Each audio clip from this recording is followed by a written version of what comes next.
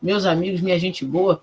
Eu vou até abrir a página do Facebook para ver se a live também está rolando no Facebook, porque essa live, o correto é ela rodar no YouTube e rodar no Facebook também. Vamos entrar ao vivo.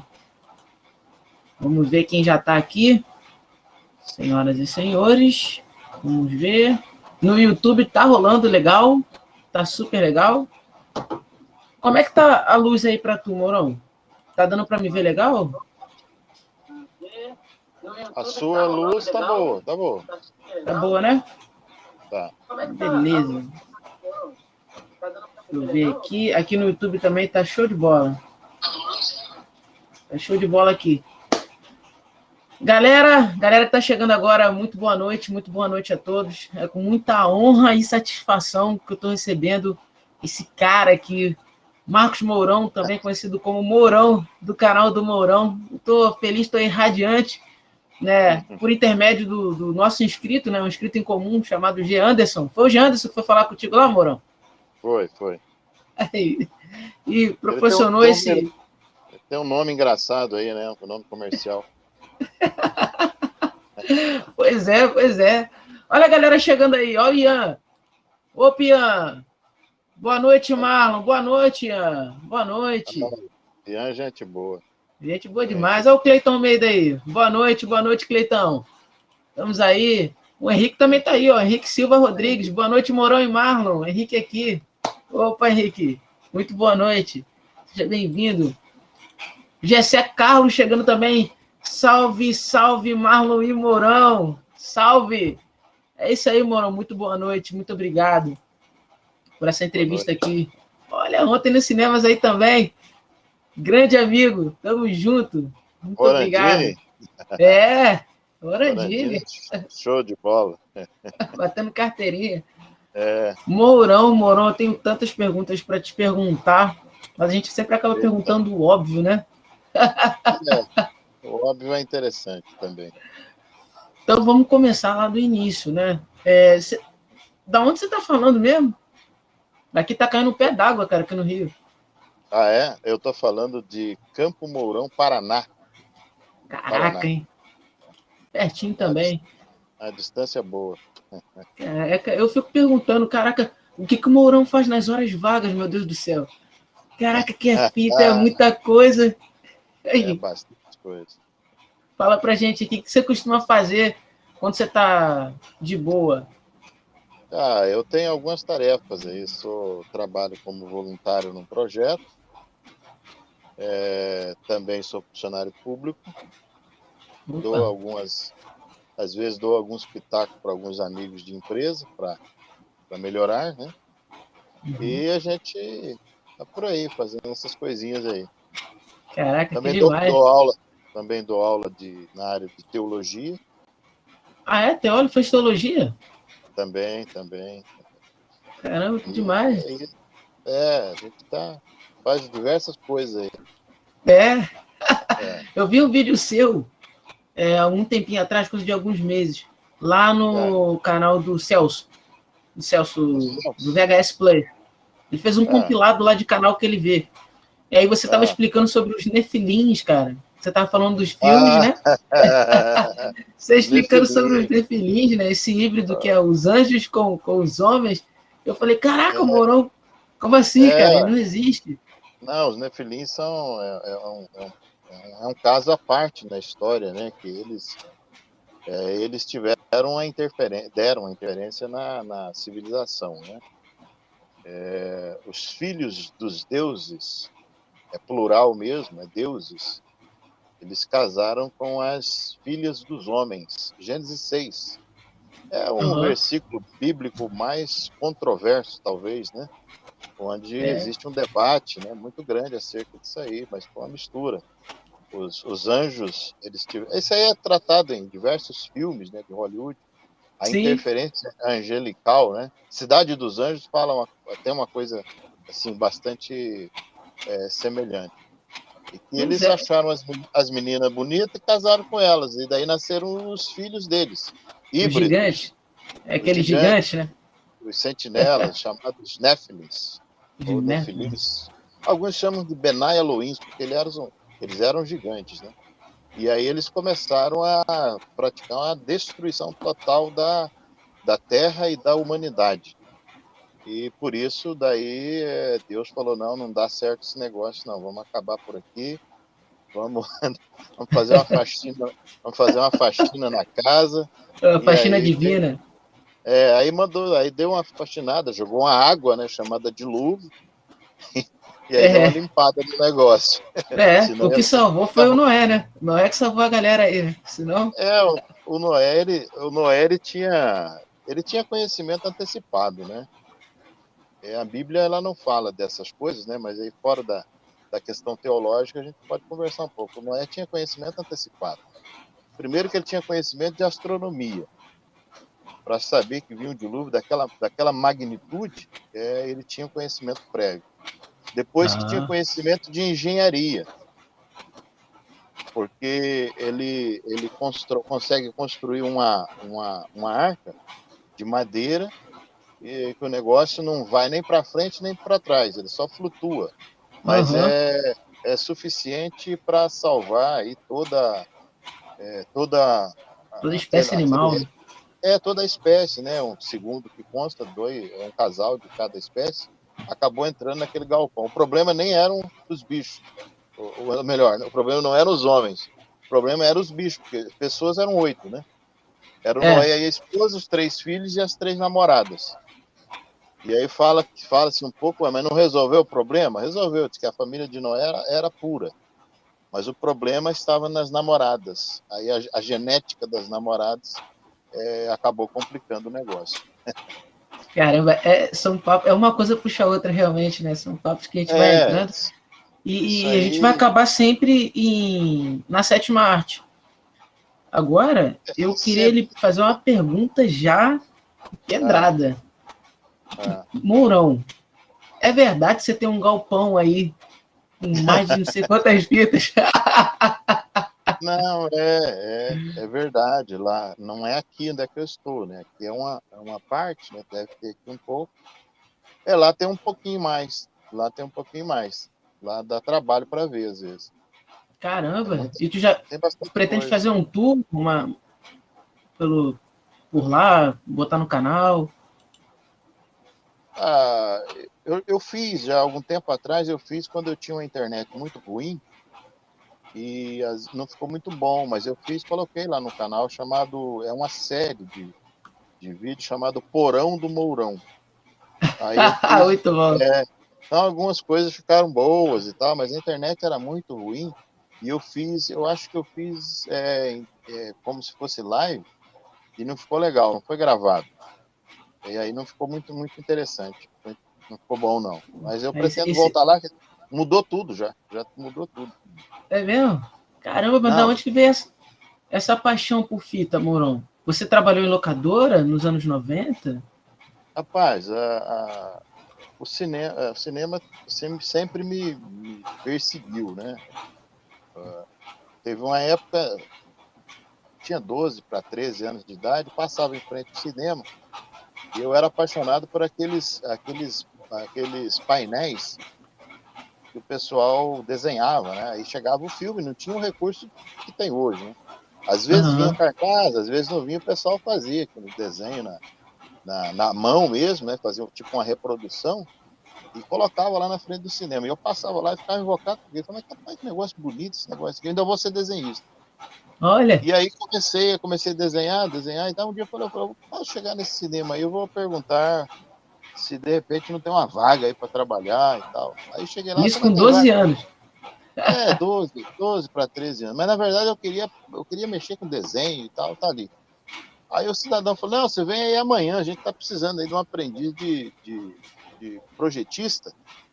E aí tem uma vaga aí, você vem aí. Mas eu falei, que horas? Não, você tem que vir à noite. Ué?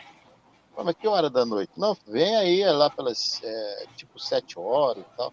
Mas que hora que acaba? Eu falei, não, acaba quando acabar.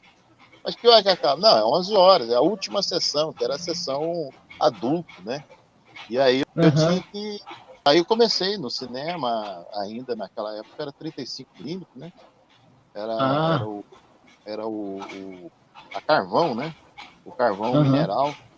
Então você tinha aqueles projetores gigantes, ferro puro, e aí aqueles Pesado. rolos grandes, pesados, os filmes vinham em latas, né, grandes, e a gente descarregava e tal, tinha 2 projetores daquele.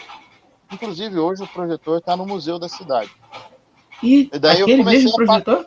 os mesmos projetores. Aí Olha. eu comecei a trabalhar no cinema nessa área aí. Depois fiquei um pouco tempo e o pessoal, sei lá, era esquisito, né? Eu me ficava meio constrangido com o filme adulto, porque eu estava ali aprendendo, né? Tinha um outro rapaz que fazia, mas eu via tudo aquilo ali. E aí era meio... Não, para um garoto inocente e tal, é estranho, né? Mas É. enfim, fiquei um período, depois trabalhei numa empresa, e dessa empresa, quando eu saí, eu recebi um dinheirinho a mais, e tinha um colega que eu queria ajudar, estava desempregado na época. A gente resolveu em 1993, então dá um salto de 82, por aí, 81, 82, para 93. Daí eu resolvi, quando eu fui para o Banco do Brasil, eu acabei fazendo um acerto no Banco do Brasil, recebi uma graninha, e o colega falou assim, vamos montar um negócio aí. Eu falei, vamos montar. O que você quer montar? Eu quero montar gibi. Quero vender gibi. Ele tinha ido para São Paulo, ele viu lá a Casa do Gibi, do Emílio, que ainda existe a Casa do Gibi. Daí, eu acho que ainda existe. Aí ele falou, quero montar a Casa do Gibi. Eu falei, tudo bem. Eu estava trabalhando, né? Não tinha saído ainda, mas já tinha o dinheiro da empresa anterior. Aí, o que você precisa? Não, eu preciso de gibi. Eu falei, mas você quer montar a Casa do Gibi? Não tem gibi? Esse é meu amigo de 1979, Ailton, o nome dele. Inclusive tem canal no YouTube, chama-se Rucão Aventuras. É dele? É canal Vamos, dele. vamos chegar lá. O Rucão Aventuras. Aí ele mandou, eu falei, mas você não tem gibi? Porque a gente lia gibi quando era pequeno. Só que ele lia e jogava fora. Aí eu li e guardava. Ele lia e jogava fora, eu li e guardava. E aí, quando ele falou, mas eu não tenho gibi, eu falei, então vou fazer o seguinte, vou pegar tudo que eu tenho, 1.500, 2.000 gibis, tinha de tudo, coleções completas e tal. Entreguei para ele, ele abriu, comprou mais um pouco lá de revistas e tal, e abriu Casa do Gibi. Eu estou contando a Casa do Gibi para chegar no vídeo, no filme. Não, sim. Aí, num determinado momento, eu acabei saindo do Banco do Brasil e peguei um determinado valor. Aí cheguei para ele e falei, o momento hoje é videolocadora. vamos ganhar dinheiro. Inocente de novo. Vamos ganhar dinheiro com isso aí. Aí fomos e compramos algumas fitas. Foi a primeira viagem que eu fiz a São Paulo. Rodei São Paulo pra caramba, em 93. Acho que era maio de 93, mais ou menos nesse mês. E aí comprei 133 fitas numa loja chamada em São Paulo, ali em Santana, Nova Loja do Vídeo. 133 fitas nós trouxemos nas costas de São Paulo para Campo Mourão. E aí abrimos uma videolocadora e foi realmente, nos anos 80 e 90, foi um processo muito rápido. E aí nós montamos a locadora, depois estamos comprando outro. Era a época das fitas alternativas ainda, tinha as fitas seladas e as não seladas, elas estavam trabalhando junto ali, embora já fosse proibido ter. Mas no interior tinha pouca fiscalização, a gente tinha as alternativas sem problema. E aí a locadora expandiu, cresceu e acabamos sofrendo aquele embate da TV a cabo, né? A TV por assinatura. E aí foi mais ou menos em que ano esse embate já, da TV a cabo? Isso já 95, 96. Entrou firme na cidade, aqui acho que foi no país todo, né? Então, é um processo. E aí ele acabou saindo antes, eu fiquei sozinho. E aí eu acabei eu estava fazendo concurso, né? Acabei passando um concurso público e aí falei, eu vou assumir o concurso porque a locadora não dá mais. Então, nossa, em 96 você já estava pensando nessa questão. 96 e 97 começaram a sair os DVDs. 96, 97 começou a sair os DVDs. Aí eu tinha um problema com a TV a cabo e eu tinha um problema com a videolocadora. porque a TV a cabo ela competia, existia uma janela, né, que tinha que esperar do cinema. Normalmente tinha uma janela do cinema para videolocadora era 6 meses. Mas para a TV a cabo era menor. Então, às vezes, a pessoa assistiu o filme na TV a cabo, chegava lá na locadora e falava, mas esse filme aqui já tem na TV a cabo, então eu não vou locar. E em seguida veio, em finalzinho de 95, aí apareceu o DVD. E aí todo mundo tinha que começar a fazer aquela transição do DVD para o VHS. Você investiu tanto nas fitas VHS, de repente você tinha que mudar todo o teu acervo, você tem que gastar tudo de novo. Eu falei, não dá para mim. Aí peguei, vendi um tanto do material, vendi a maior parte, eu devo ter ficado com 30% das fitas, né? Vendi toda a estrutura e peguei e guardei um montante em 97 daí. Aí, 1º de janeiro de 97, eu encerrei, aí guardei 30% das fitas e o resto troquei, vendi. E aí me bateu a saudade, né? Chegou um determinado momento, você começa a olhar, ver, pensar, poxa, naquele tempo era gostoso, hoje você não tem acesso, internet era complicado. Aí voltei firme na coleção em 2011, por aí. Não, demorou isso tudo. Demorou todo esse tempo, porque daí eu fui para fazer outras coisas, sempre acompanhando, sempre assistindo uma coisa ou outra, mas na verdade, assim, como eu convivi muito o período do VHS, então tem uma ligação mais com o VHS do que com o DVD. Então ficou aquele negócio nostálgico, o bate-papo, o clima de locadora, ele é totalmente diferente. Aquela atmosfera da videolocadora nunca mais vai ter. Então ali você fazia amizades, você via problemas, você via brigas, separações, você acompanhava a vida de todo mundo. É mesmo? Então... Conta um caso assim que você lembra interessante que aconteceu dentro da sua locadora. Cara, teve um caso que foi traumático, mas é interessante. Traumático, mas interessante. O cara vai e me loca as fitas, umas 8, 9 fitas, fez a fichinha e tal, era tudo muito simples. A nossa locadora nem era tudo à mão, nem o computador era uma coisa de outro mundo, né? Era muito caro. E nós éramos uma locadora relativamente pequena da cidade, acho que a 3ª ou 4ª, né? Tinha umas 10 mais ou menos. O fato é que o cara faz uma lista, uma ficha, e locou alguns filmes, levou para casa e demorou. Ficou demorando, mas caramba. E esse rapaz ainda era o meu sócio. Rapaz, o cara locou aqui, não vai devolver. Ele foi atrás, não achou. Não achou pelo endereço, não achou o cara, não achou nada. Aí ele resolveu ligar no telefone de contato.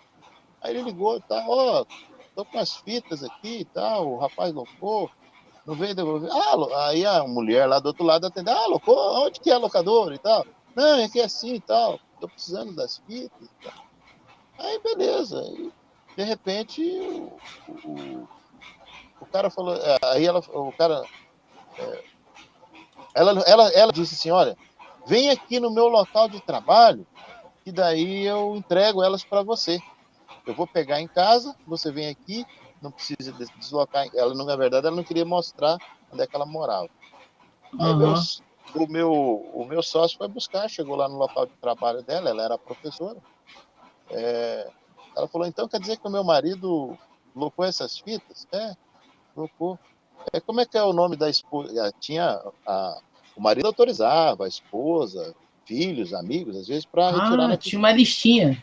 Tinha. Qual que é o nome aí que tá quem são as pessoas aí? Qual é o nome da esposa aí? Vê se tá certo o meu nome aí. Aí, eu não vou falar o nome aqui, mas ele... Joana. Joana. Joana! Joana, né? Pera lá. Rapaz, mas deu uma confusão. Deu uma meia hora, 40 minutos. Chega lá ele, a esposa verdadeira. E essa história aí? E essa história aí, que vocês foram lá e tal, a gente não sabe, né? É que tava ficha. Rapaz, o cara tinha, para resumir a conversa, o cara tinha alocado a fita e tinha levado para casa da amante. E essas fitas ficaram quase um mês na casa da amante, no último dia que ele trouxe na casa dele. Mas a esposa falou, essa fita chegou aqui hoje, como que faz 30 dias? Onde é que estava, né? Por isso que ela...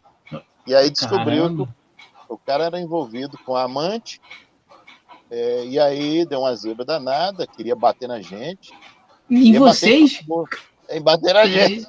A gente descobriu o caso. A gente descobriu o caso sem querer. E aí Nossa Senhora. O cara ficou bravo. Eu sei dizer que muito bravo, muito bravo. Ele tentou agredir, tinha cliente, uma locadora. Ih, tentou agredir você? Ou agredir ela? Que tentou agredir nós dois, eu e meu sócio. Ela não, eles estavam unidos. Aquela hora o amor aumentou. Né? Entendi. O negócio era descobrir o caso. Né? Descobriu aí passou um tempinho assim, tipo 6 meses, 8 meses, mais ou menos. A amante, o marido da amante estava preso. Só melhora. Aí o cara lá na cadeia soube do caso e ele saiu, né? Aí, o dia que ele saiu, ele foi atrás do sujeito. Aí descarregou 5 balas no cidadão. Ih, dentro da locadora não, né? Não. Aí já foi 6 meses, 8 meses depois, se encontraram lá, um acerto de conta que teve lá em determinado local. O cara falou, quer dizer que você saía com a minha esposa, né? Pá, assim. O cara era ruim. Mas matou? Ruim. Acertou as 5 balas no cara. Não fez nada. Só ficou meio mancando e tal. Mas já morreu também. O cara, infelizmente, o rapaz, ele tinha HIV. E ele passou... A esposa, bem tempo depois, a esposa faleceu. E ele faleceu um tempo atrás também. Mas foi um fato engraçado e perigoso. Bem perigoso, né? Imagina o tipo de filme que ele alugava lá, né? E a sua locadora tinha de tudo? Tinha todos os tipos de filme? Tinha tudo. Tem um outro fato pitoresco que um cara locou uma vez. Eu fiquei tão incomodado com isso que eu falei, meu Deus do céu, o cara me loca 6 fitas. Uma delas era Entrevista com o Vampiro. Sim. Conhece? Sim. Era lançamento. O cara me loca e some com os filmes. E eu fiquei apavorado, e o pessoal procurando o filme e tal. Eu falei, meu Deus do céu, eu preciso achar esse... Aí eu tive um sonho. Aí ela falou, no sonho, vim falar assim, essas fitas tá no jardim e tal, tem uma pedra e não sei o que e tal. Aí eu fui atrás.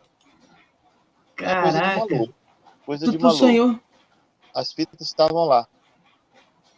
O cidadão o que locou a fita era de um outro lugar, e sumiu no mundo, viajou, acabou, e deixou para um amigo dele entregar. E o amigo, eu achei as fitas pelo sonho. 6 fitas. 6 fitas. Que isso, mano? É muita coisa. E como é que era aquela salinha? Era com cortininha, luz vermelha? Era complicado. Ali nós fizemos como a gente não tinha, era sempre apertado, os locais eram muito pequenos, a gente não tinha dinheiro para alugar um lugar grande.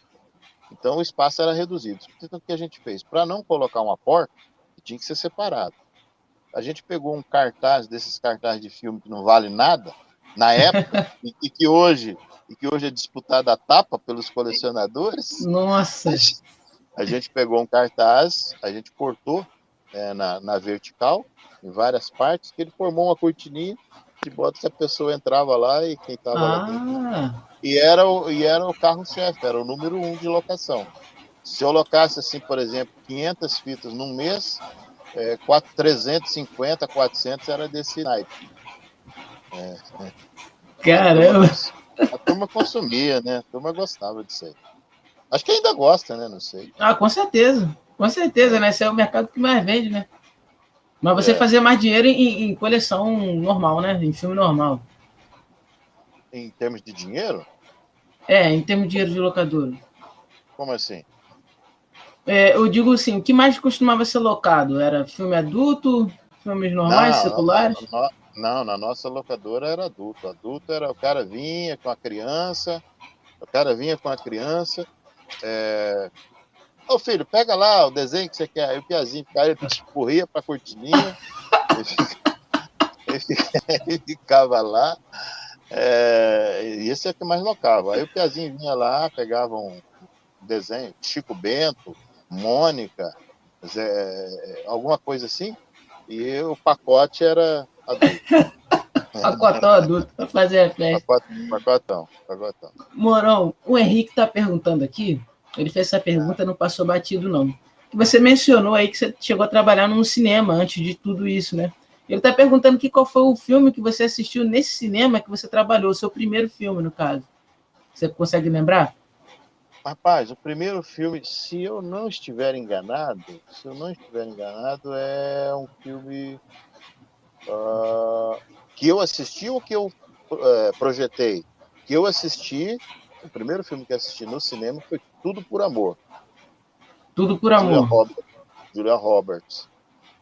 Mas que eu projetei lá, eu não vou me lembrar. Era um filme de drama lá, então interessava, não me liguei muito. Mas o Tudo por Amor foi um filme marcante, né? Porque ele é romance, mas também é um drama, né? Muito uma temática, era a temática da época, né? E a menina lá não era tão conhecida, né? A menina lá ela estava fazendo o pé de meia dela assim no começo, né? Era início de tudo. A Julia Roberts, né? É isso? Isso, Julia Roberts. Deixa eu ver, Roberts, Tudo por Amor? Deixa eu ver, acho que é. Tudo por Amor. Não, ela, tem que ser. Ela era muito. Julia Roberts, o filme é de 91. Então, o primeiro filme que eu assisti foi esse aí. Agora, o que eu projetei, eu não vou lembrar, por quê? Foi antes. Foi muito antes, foi lá atrás, foi no 80. Eu acho que foi 82.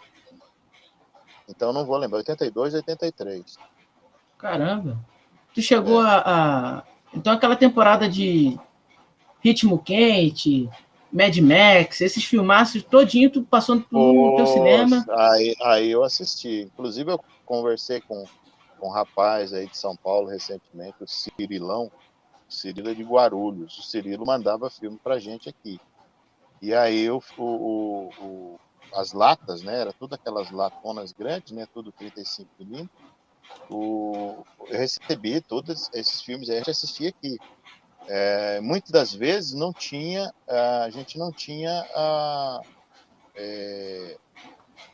cartaz, às vezes perdia o cartaz, o cara não tinha cartaz para colocar, a gente tinha que, por uma foto, a gente fazia a reprodução no painel, e aí eu ajudava nessa reprodução do painel, fazer os desenhos, jogar sombra, enfim, por isso que eu gosto de cartaz, você está vendo um aqui atrás. Eu tenho Homem de Ferro. Eu tenho esse é o primeiro, cartaz. Né? Esse, não, acho que é o 2. É o 2. É o 2, né? Esse é o 2. Então eu gosto muito de cartaz porque a gente tinha esse contato de pegar uma foto muito minúscula, né? Ela vinha o cartaz grande para você colocar no centro do painel, e aí vinha algumas fotos menores com algumas cenas dos filmes, a gente colocava na lateral. Mas algumas vezes não vinha o cartaz. Aí você pegava aquelas fotos menores e tentava fazer a reprodução. Então, passei a ver Exterminador do Futuro, Falcão, Campeão dos Campeões, anos 80, Sessão da Tarde, anos 80, aí eu assisti tudo no cinema, aqui em Caporão.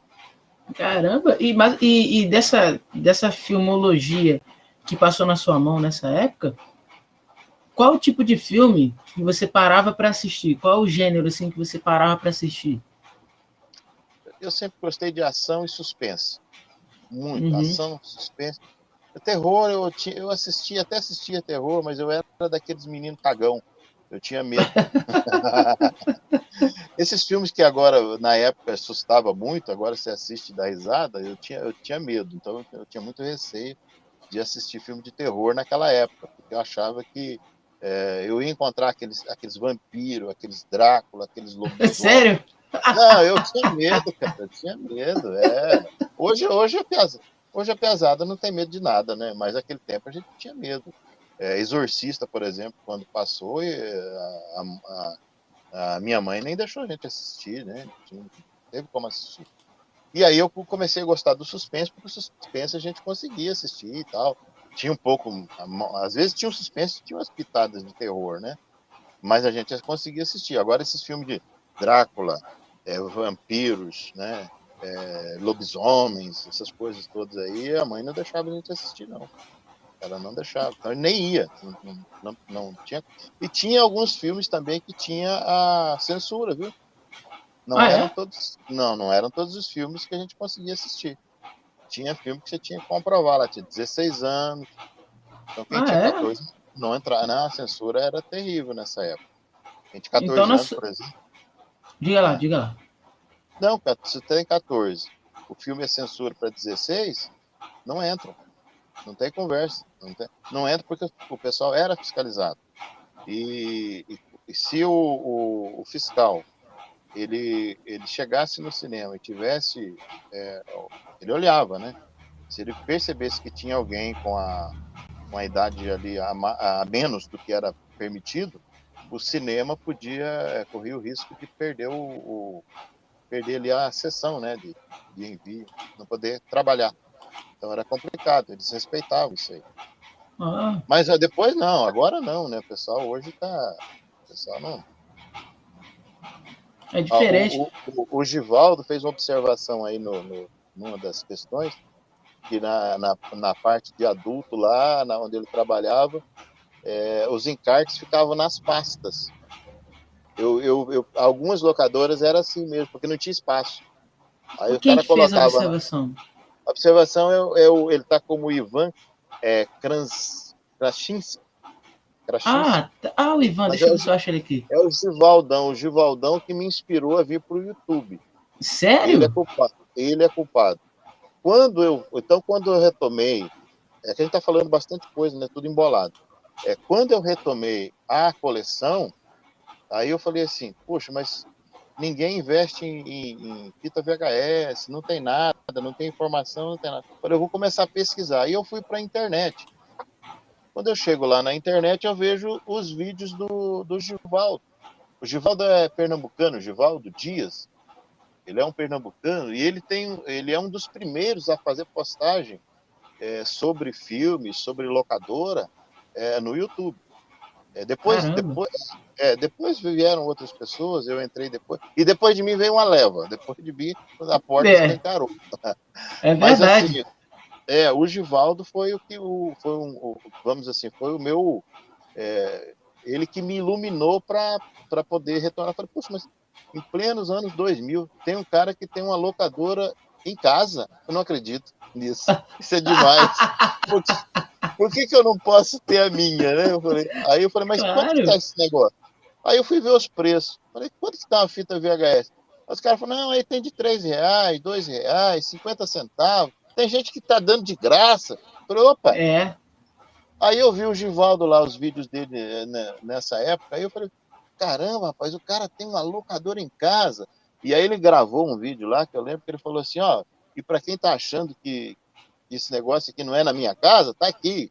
Ele fez uns 5, 6 vídeos lá.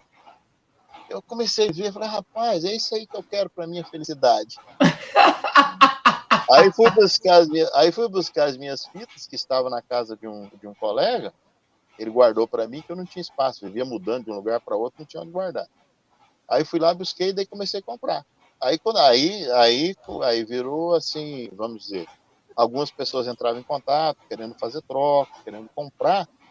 E aí você vai se envolvendo com o acervo, e aí você começa a ver oportunidades de compras que você não pode deixar passar, porque se deixar passar, vem outro e leva. É verdade. Eu fui uma vez para comprar 10 fitas, aí a mulher falou assim, você não quer levar o que tá aí? Eu falei, como assim? Não, tá aí. Eu falei, mas quanto tem? Ah, tem umas 500. Eu falei, 500 fitas? Não, mas eu não tenho dinheiro. Ela tava cobrando, tipo, 3, 4 reais cada fita.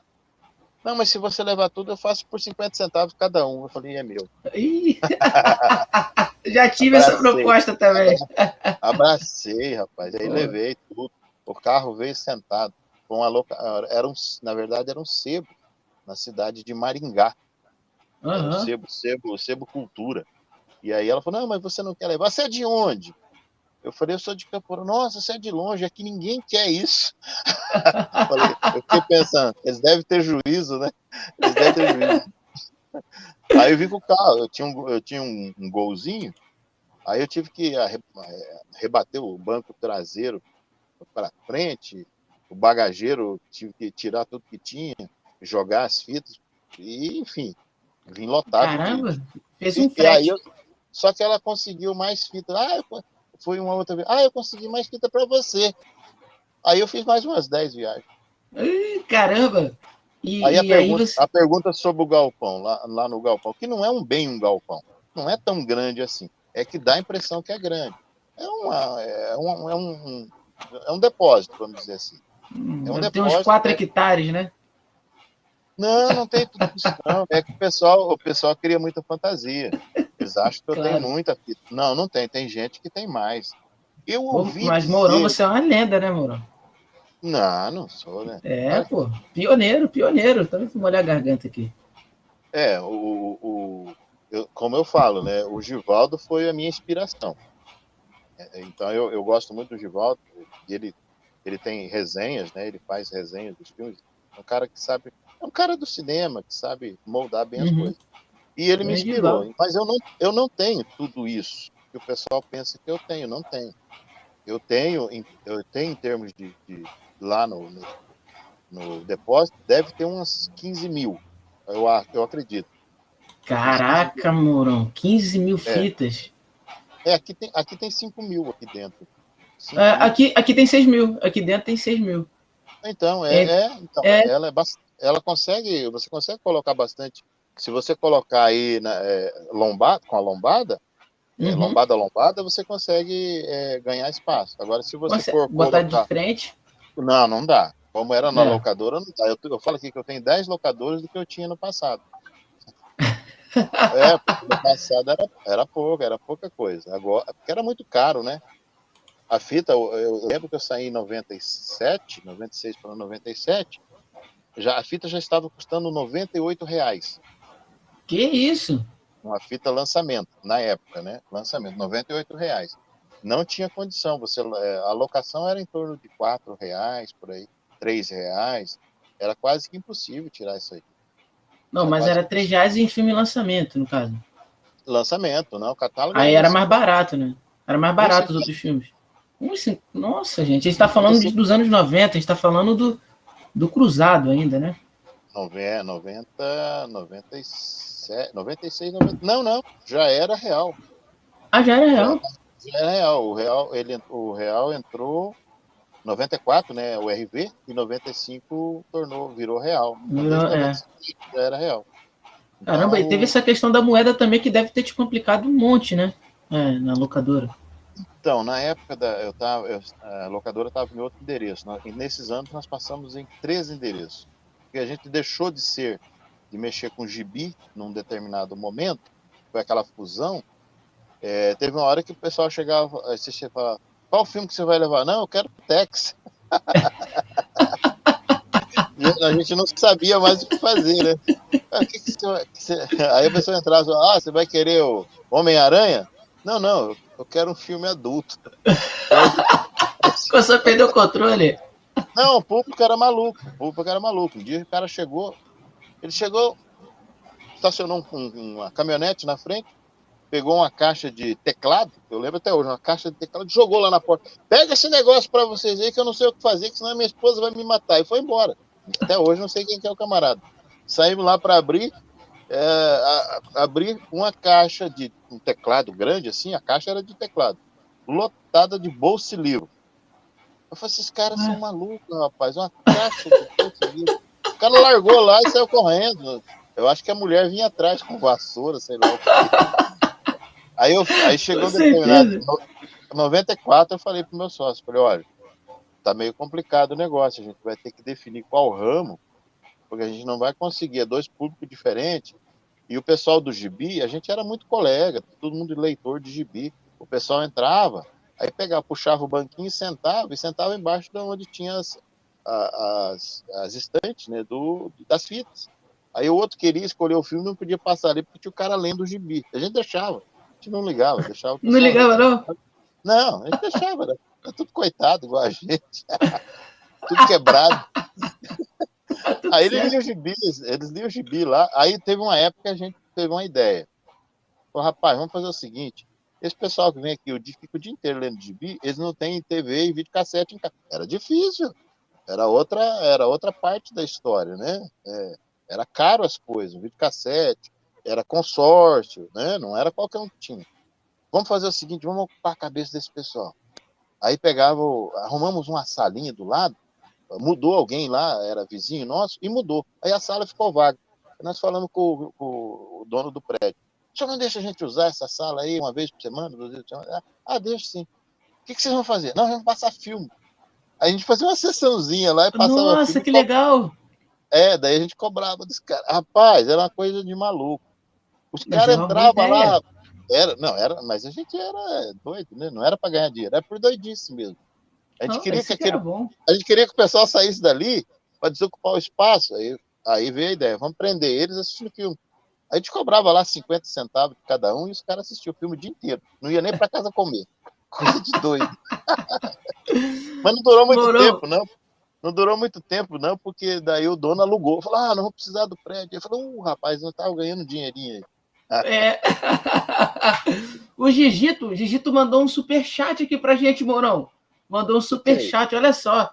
Ele tá perguntando aqui, Mourão e Marlon, para vocês, onde está a satisfação de ter tantas fitas numa coleção?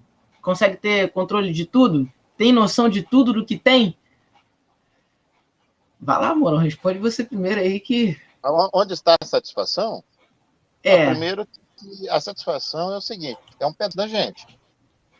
Aí quem viveu isso aí, é como se você tá com os teus filhos ali do lado. É um negócio meio estranho, né?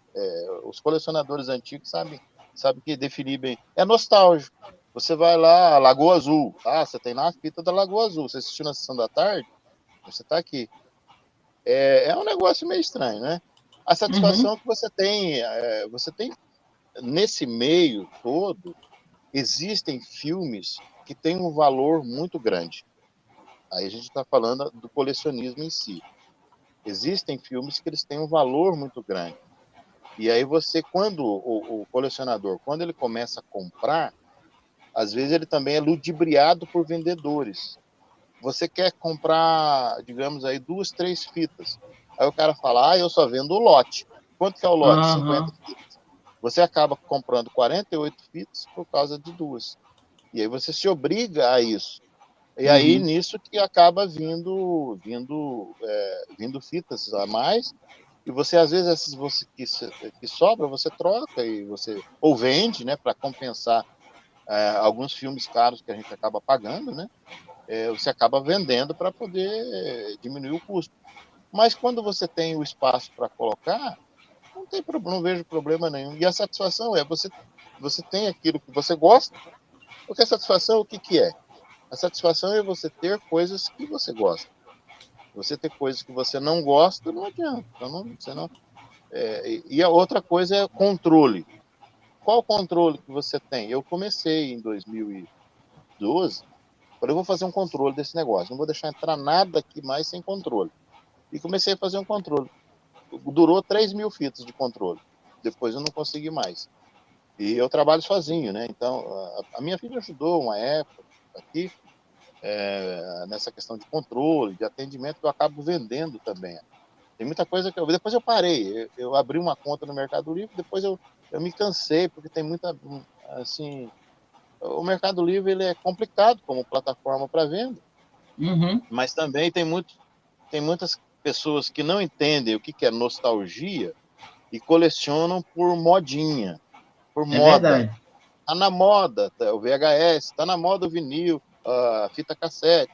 E esse pessoal não tem nada, não tem nada de nostálgico, né? E às vezes desanima. Então minha filha veio para atender Mercado Livre, atender essas perguntas e tal que surge. E eu não dou conta mais, então não tem mais controle. Então Não sabe nem o que tem aí. não.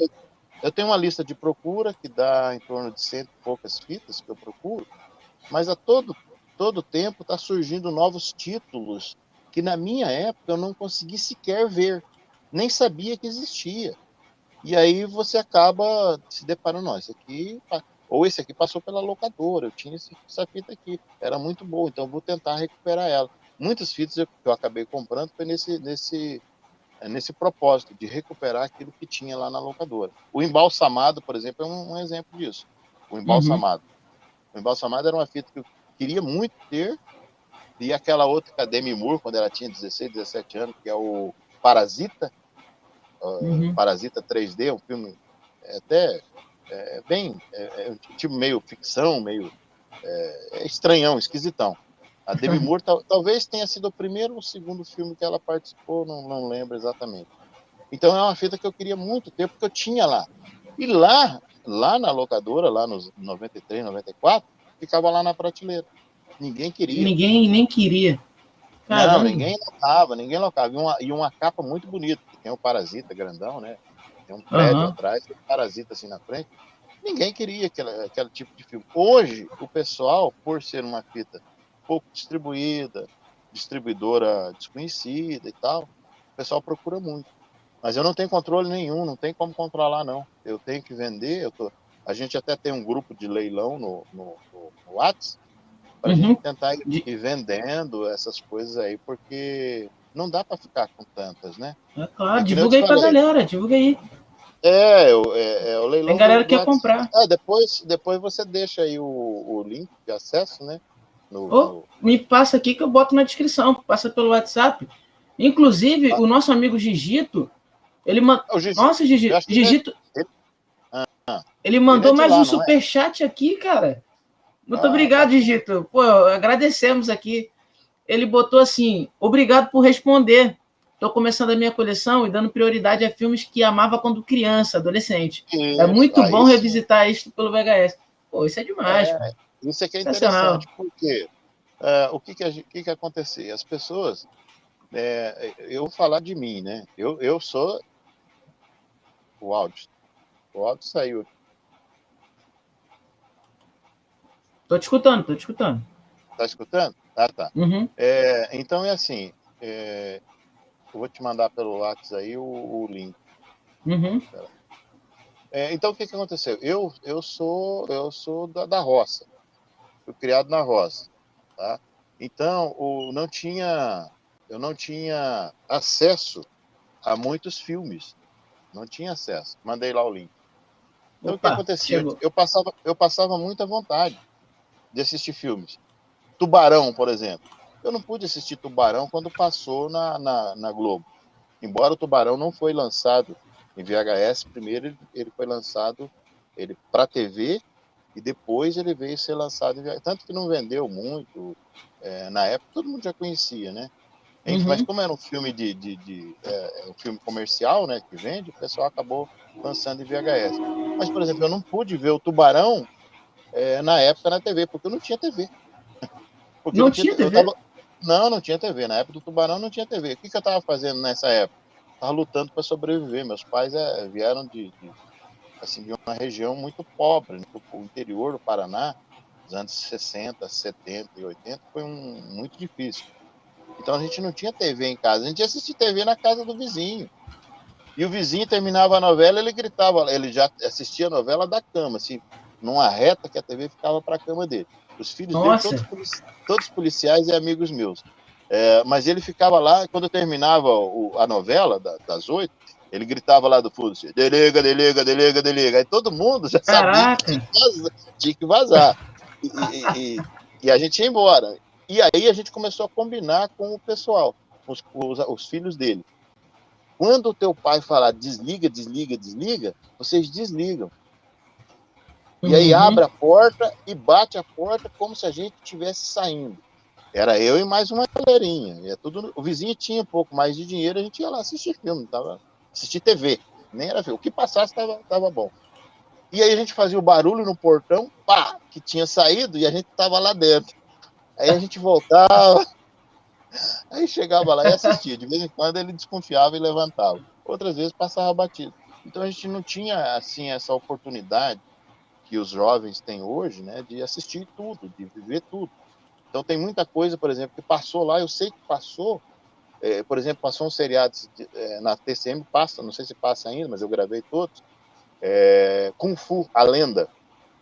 Uhum. Isso passou na TV lá nos anos 80, início dos anos 80, ou final dos anos 70, e eu não pude assistir, eu era doido por Kung Fu. Eu fazia karatê, né? Eu treinava karatê, então eu gostava demais. Era de graça? O quê? Você treinava de graça o karatê? Treinava com um amigo meu que era professor. Treinava em casa. E aí eu gostava muito de karatê, não pude assistir o Kung Fu, a Lenda, do David Carradine. E aí, quando que eu vou assistir? Quando você vai ter um pouco mais de dinheiro, e aí começou a passar série, a internet facilitou tudo isso. Mas naquela época era muito difícil. Então que nem o menino falou aí, eu não tive oportunidade de conhecer essas pérolas, essas coisas, esses filmes interessantes, e agora é uma grande oportunidade. E você vendo uma fita lá, que você marcou a tua infância, né? Por exemplo, A Fortaleza. Esse filme... A Fortaleza. Filmão. A Fortaleza, né? Sequestrado, né? Que tem dois nomes. Passou muito no cinema em casa. Passou muito, bateu. Então, tem muita gente que era criança quando passou a Fortaleza, que é o Portness. Aí, o que acontece? A pessoa, quando se depara com uma fita dessa, ele assistiu a vida toda, ele vai querer comprar. Ele vai querer ter acesso. Deu a louca nos monstros, que é o filme batido até de sessão da tarde, né? Passou muitas vezes. Passou, acho que no SBT também. Então esse filme aqui me marcou a minha infância. Eu passei assistindo esse filme, porque reprisava muito, né? O Silvio Santos, por exemplo, reprisava muito. Ele pegava um filme e ele batia. É verdade. Teve uma época que ele comprou os direitos da Warner e ele batia bastante, né, em determinados filmes, que repetia muito. Então a pessoa cresceu vendo o mesmo filme. E aí sumiu, desapareceu tudo. Agora adulto, cara casado com filho, fala, pera lá, eu conheço esse filme. Tem fita VHS, vou querer ter. Aí o cara fica doido. Aí é a paixão do colecionismo. Pois é. Né? Até nisso o Silvio Santos tem influência, né? Não, o Silvio Santos... Sensacional. O Silvio Santos ele é marcante por duas coisas. Primeiro, por dar a oportunidade de reprisar em horários diferentes o mesmo filme. A Aparição, por exemplo, Charlie Sheen. Ele reprisou várias vezes e tal. E, então, essa possibilidade. Se você não podia assistir à noite, assistir de dia. Se não podia assistir naquela noite, repetia na outra noite. E ele falava, olha aí, inédito. Pela primeira vez na televisão. Pela primeira vez na televisão, já tinha passado 300 vezes. Então ele foi importante, né, para nós que gostamos de... Eu nem me considero cinéfilo, eu sou um apaixonado por cinema, por filme. Eu não me considero cinéfilo, porque o cinéfilo ele é mais maluco, né, um pouco. Então ele deu essa primeira oportunidade. Uma segunda oportunidade foram as redublagens, porque ele como ele comprava o filme da empresa, tipo Warner, só que ele não tinha o direito das vozes. Então, normalmente, a Globo dublava com a Herbert Richards. Com a voz deles. Com as vozes dos dubladores deles lá.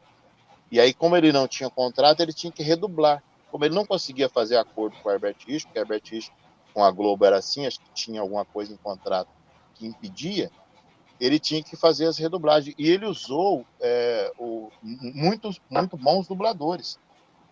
Então, tem muitas dublagens clássicas aí que o Silvio pagou para redublar os mesmos filmes, e aí ele proporcionou para os amantes da dublagem clássica 2 times de dubladores. Às vezes dava certo de ir lá e falar com o cara que dublou o mesmo filme, você quer vir aqui dublar de novo e tal.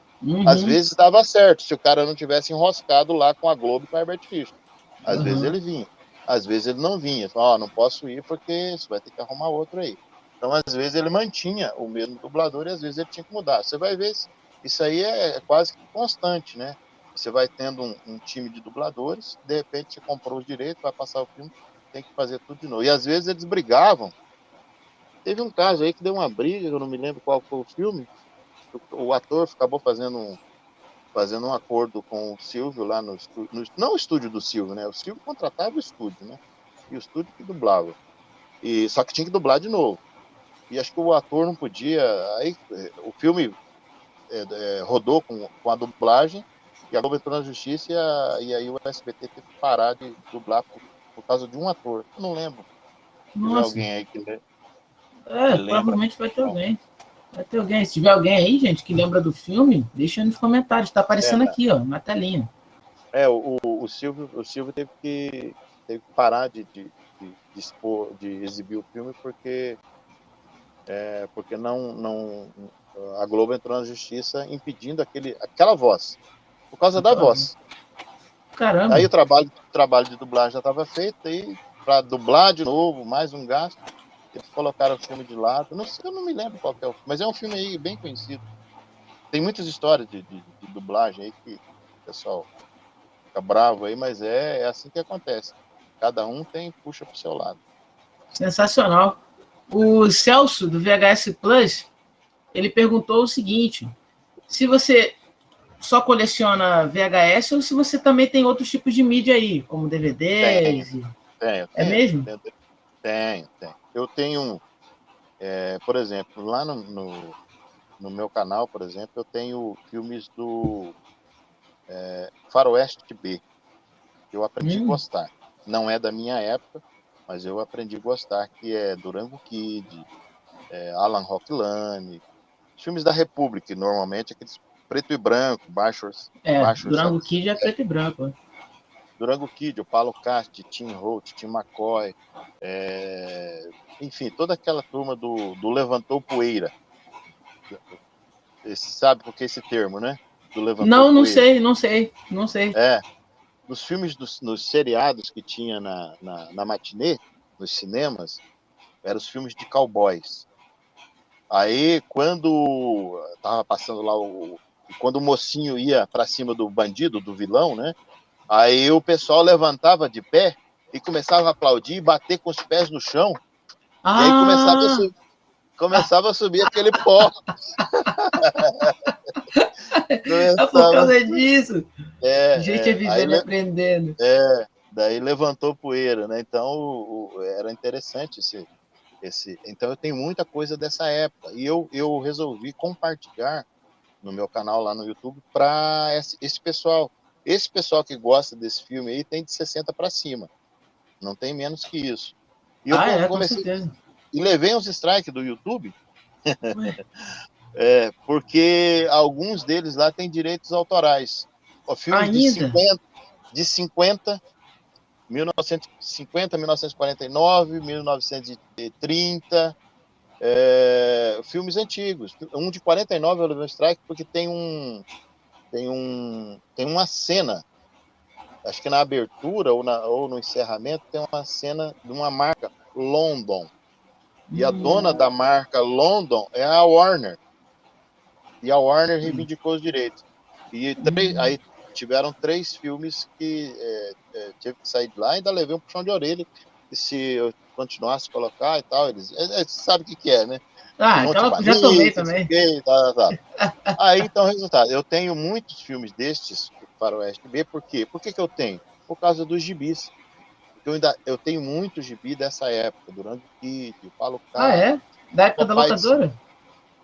Não, depois da locadora eu vi a besteira que tinha feito, não deveria ter feito, mas fiz. Aí fui recomprando novamente. Alguma coisa eu guardei, alguma coisa ficou. Não foram foram 1.500 para eu devo ter ficado com uns 200, 250. Mas depois fui comprando. Então eu tenho eu tenho o Durango Kid, eu tenho a coleção quase que completa do Durango Kid de desenhos. Os melhores desenhos que tem é dessa época. E aí então eu tenho esses filmes por causa dos gibis. O cowboy lá do gibi, parece que você assiste o filme, você está lendo o gibi animado. Então tem esses filmes em DVD Eu tenho Blu-ray, poucos Blu-ray, porque o Blu-ray é lenda. Né? Não deu certo.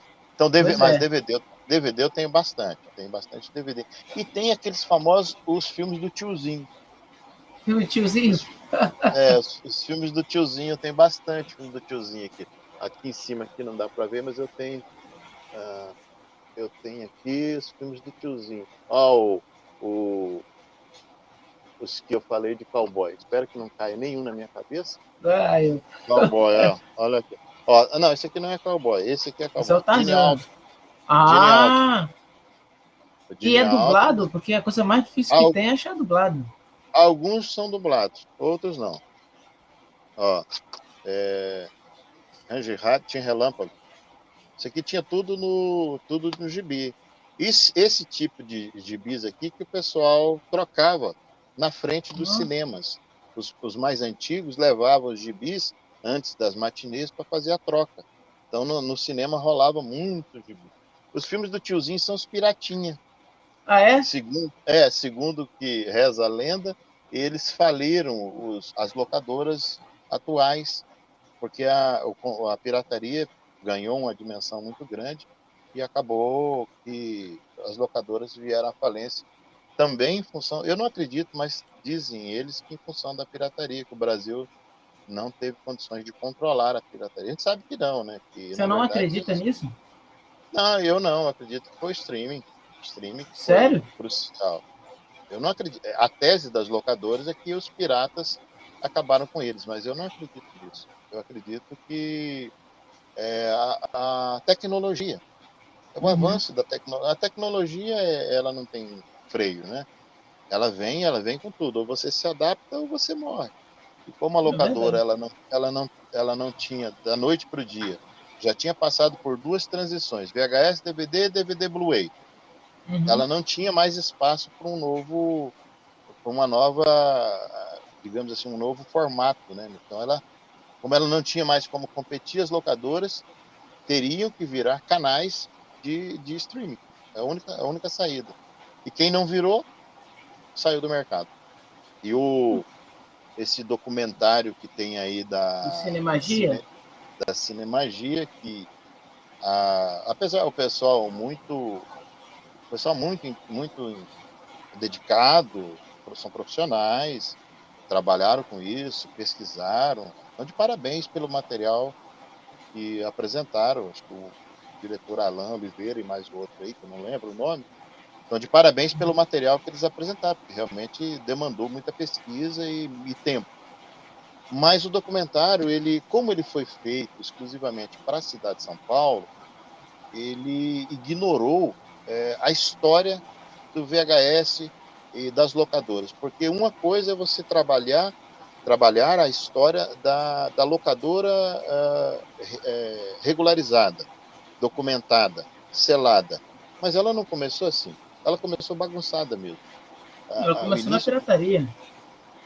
Ela começou, na verdade, o termo pirataria nem existia. A gente nem sabia o que era pirataria. Tanto que, na época, essas fitas, elas não eram chamadas de fitas piratas. Na época, elas eram chamadas de fitas alternativas. Não tinha, o nome pirata não existia. O nome pirata não existia. Quem deu o nome pirata para as fitas piratas, foram os americanos. Olha! Quando o Marcos Rossato, da SIC, inclusive tem no documentário, quando eles foram para os Estados Unidos, os Estados Unidos estavam perdendo muito dinheiro. Na verdade, os filmes não tinham controle nenhum, os Estados Unidos perdendo muito dinheiro com isso, eles resolveram fazer um controle. Como fazer um controle? A gente precisa chamar esse pessoal de lá para cá, estabelecer a nossa base lá, para a gente poder controlar isso aí, porque senão não tem como. E aí eles chamam um grupo de empresários aqui, que tinha vínculo com eles lá, eles vão para lá, fazem toda a formatação, vocês vão fazer isso, isso, isso. Eles dão o norte para a legalização dos filmes, porque os filmes eram deles, correndo solto, não tinha controle de nada. A Embrafilme começa a controlar, a Embrafilme e Concine começam a controlar tentam controlar a partir de 82. Mas eles tentam, mas não conseguem, porque o volume era muito grande e era muito filme. Então era feito em casa. as fitas piratas, o cara conseguia o original e conseguia um aparelho antigo, poxa, eu não vou lembrar o nome agora, que ele digitava na própria película, não da fita, na película do cinema. Na película do cinema. Ele digitava em cima.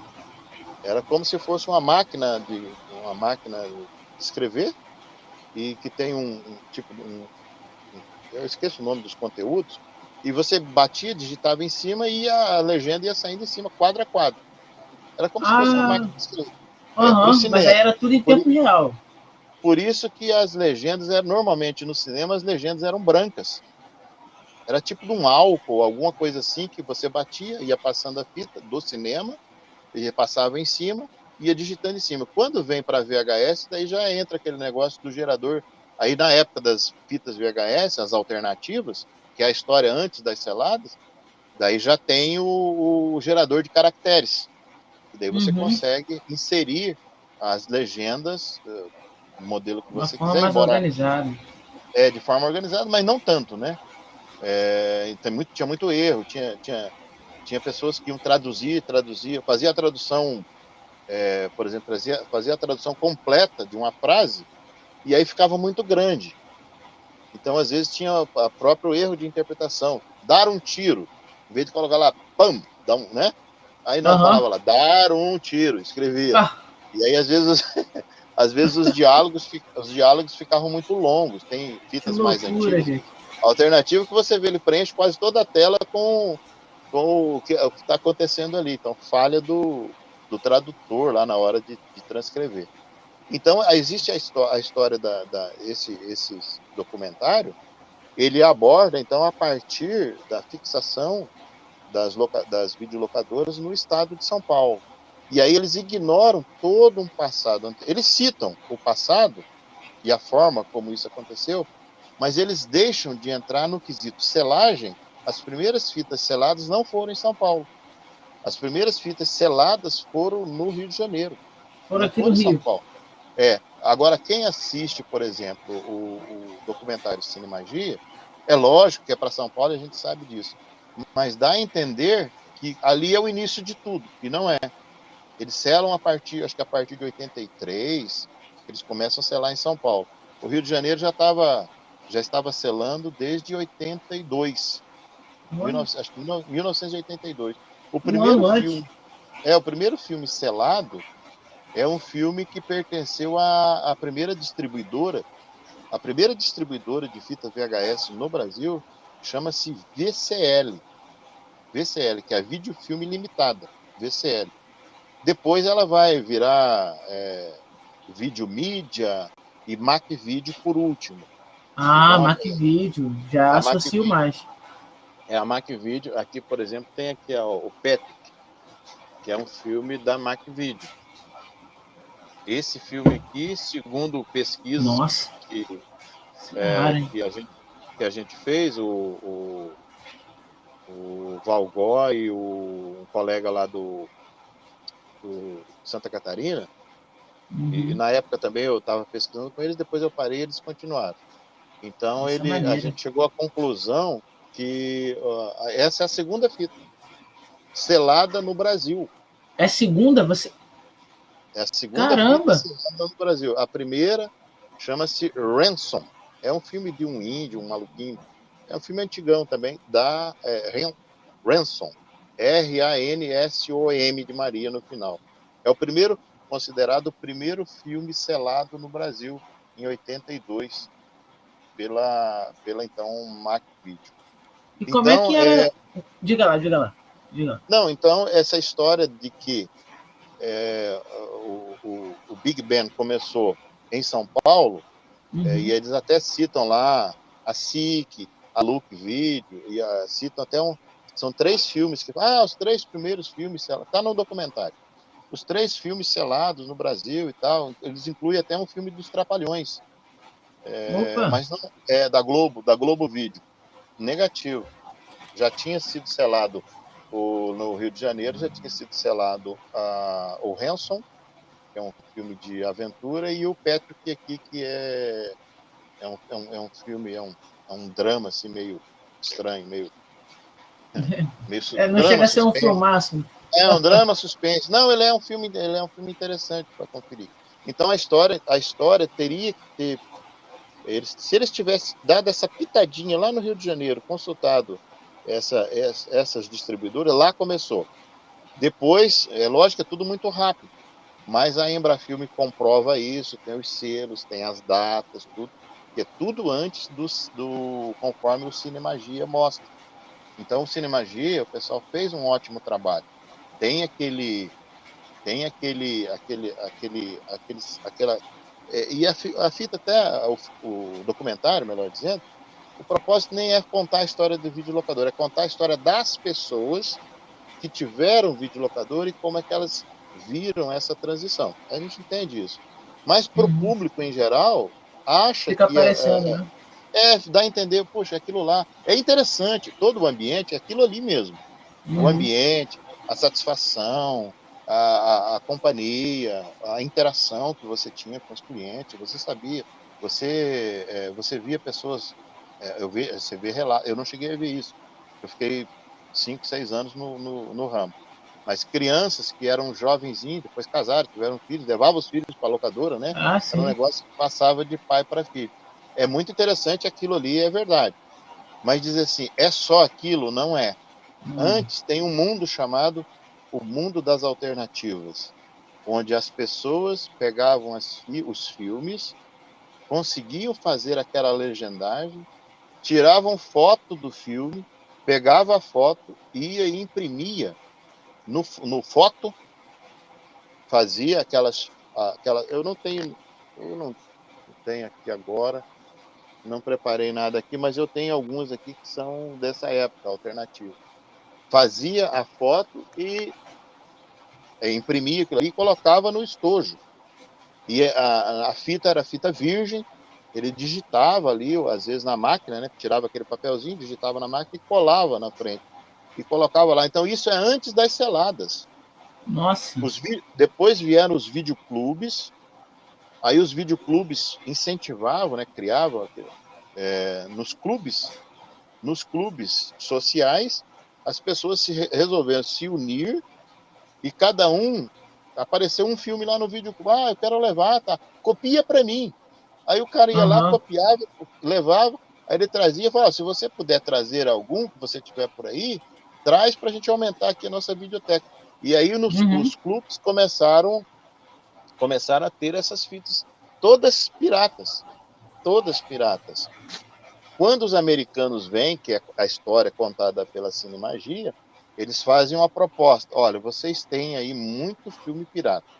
Então a gente vai dar toda a estrutura para vocês e a cada 2 piratas que vocês derem para nós, alternativa na época, eles trouxeram o nome pirata. O nome pirata eles trouxeram. A cada 2 alternativas que vocês derem para nós damos uma selada para vocês. Eles queriam retirar de mercado. Para eliminar. Por isso que as fitas alternativas, elas são buscadas por alguns colecionadores onde estão, porque simplesmente não tem. O que eles fizeram com isso? Queimaram? Nem aproveitaram a película? Não, eles fizeram um monte gigantesco aí na década de 80 em São Paulo. Não tem registro disso, né? Mas o fato é que contam os donos de locadoras mais antigos que fizeram fogueiras gigantescas com as fitas piratas porque eles queriam limpar e colocar as seladas. E aí fizeram festivais, eles engambelaram a turma, né, para tirar as coisas. E detalhe, filmes que nunca saíram em VHS, em DVD, nem TV, têm fitas alternativas. Inclusive eu tenho um aqui. Eu deveria ter. Não tá fácil aqui. Alien, Predadores Alienígenas. Alien Predator. É um filme que não saiu. Não saiu em DVD, não saiu em Blu-ray, não saiu em VHS. Ficou aquele limbo. Naquele formato lá. Ele entrou, as alternativas formou-se um limbo. E as sobreviventes entraram aí ficaram. Não existe mais. Não tem mais. Não vão fazer mais. Então, elas são preciosas, do ponto de vista de preciosidade, de raridade, que não tem. Quem tem, tem, e quem não tem, é um jargão que eu usei no 2018, não adianta nem correr atrás, porque não vai encontrar. Não vai encontrar, então, os filmes no Brasil, os primeiros filmes no Brasil, eles saíram todos recentemente num lote que eu comprei Sexta-feira 13, parte 6, eu acho. Parte 6 alternativo. Salva desse momento aí. Foi salva. Quer dizer, tem outra igual essa? Não sei, pode ser que tenha. Pode ser que não tenha, porque foram queimadas. O Givaldo confirmou. O Givaldo acabou de confirmar. Alien Predator realmente nunca saiu em mídia nenhuma por aqui. Então, esse é um filme que eu tenho, que eu consegui com a antiga vídeo lá do Rio Grande do Sul, com o Leandro Andrade, colecionador. Leandro Andrade, colecionador de. E tu já chegou a fazer algum vídeo falando dessas fitas alternativas, mostrando algumas, cara? Eu adoraria ver isso. Eu acho que no penúltimo vídeo que eu fiz, eu cito, depois eu até faço uma errata, que eu li tanto a sinopse de um, que os nomes eram iguais. Nos 2 últimos vídeos que eu fiz no canal, tratam dessas 3 fitas, que é Crianças Noturnas, a Sexta-feira 13 e qual que é o outro? Crianças Noturnas, Sexta-feira 13... Caramba, qual que é o outro nome? Poxa. Sumiu. Já lembro. Mas eu tenho. Não, agora para lembrar é difícil. Tô velho. Aí, assim. Aí, o que acontece?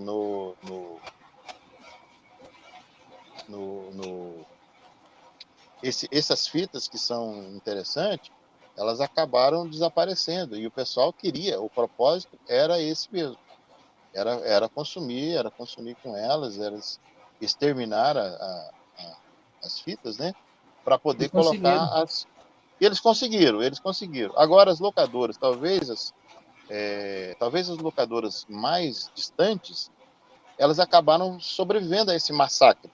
Mas aí houveram outros massacres. Por exemplo, chegou o DVD, o cara olha para fita, o que eu vou fazer com fita? Aí o pessoal começa a eliminar por vontade própria. Fita selada, a fita não selada. Na verdade, a pessoa nem sabe o que é selado e não selado.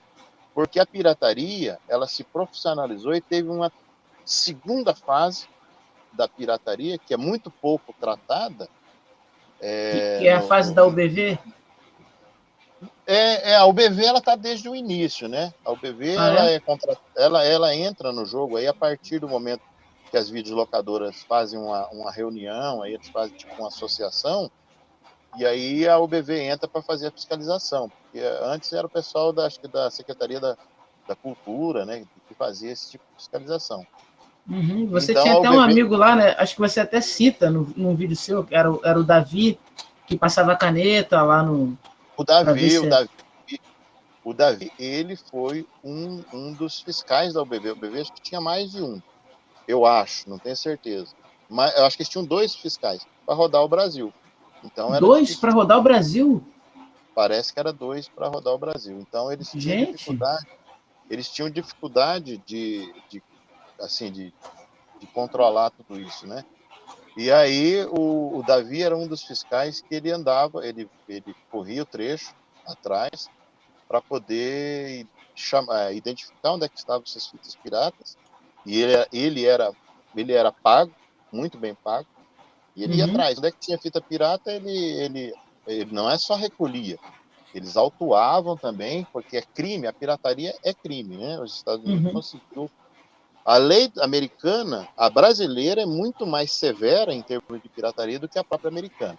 Então, as 3 piratas, lembrei agora aqui, ó, o Natal Sangrento é uma alternativa que foi salva, né, desse massacre. O Night Children, que é Crianças da Noite ou Noturno, e o Sexta-feira 13, parte 6. E esses 3 eu tenho nos 2 últimos vídeos, eu narro. Consegui elas com um amigo O amigo Cirilo, que é aquele que mandava fita, mandava os rolos de filme nos anos 80. Consegui reencontrar ele agora. Eu nem sabia quem era. Eu nem sabia quem era Cirilo. Aí aparece um cara lá chamado Cirilo. Ah, eu conheço Campo Mourão, eu conheço os Ferrari e tal. Eu falei, eu trabalhei com os Ferrari, de projetista lá, desenho. Ah, eu levava fita aí, tal, era assim, em tal lugar. Eu falei, claro que é.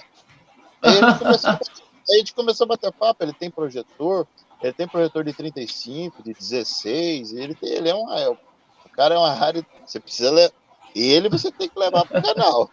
Não, com certeza, com certeza. Cirilão tem história, hein?